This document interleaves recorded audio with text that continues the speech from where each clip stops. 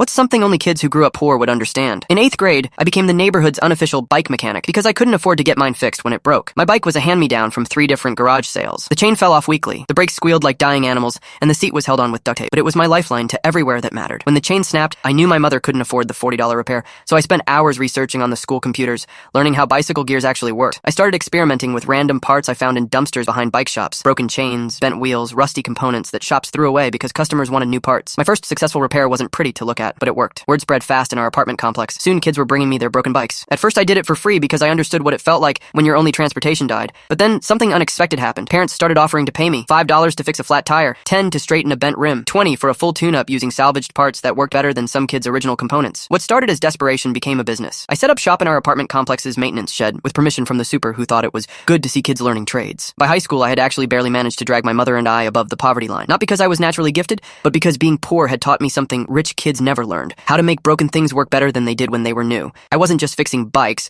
I was solving puzzles with limited resources, turning trash into treasure, making something from nothing. The irony hit me during senior year when the guidance counselor suggested I apply for scholarships to study business or engineering. "You clearly have entrepreneurial instincts," she said, reviewing my extracurriculars. I almost laughed. I didn't have entrepreneurial instincts, I had survival instincts. Every business skill I'd developed came from necessity. Budgeting because we had to, negotiating because we couldn't afford not to, problem solving because buying new wasn't an option, innovation born from desperation. The weirdest customer I ever had was my own mother. She brought me her ancient sewing machine one Tuesday, embarrassed and apologetic. I know you only fix bikes, but it had been her grandmother's. The one thing of value she'd managed to keep through 3 evictions and 2 divorces. The motor was dead, replacement parts didn't exist anymore, and a repair shop had quoted her $200 she didn't have. I spent 3 weekends rebuilding that machine with parts from a broken blender motor and some creativity. When I handed it back working perfectly, she cried. Not because of the sewing machine, but because her son had learned to fix the unfixable. That's when I knew this wasn't just about bikes anymore. The rich kids at school talked about summer camps and career exploration programs. I spent summers in a shed, elbow deep in grease, learning that poverty doesn't just teach you to make do with less, it teaches you to see potential where others see junk.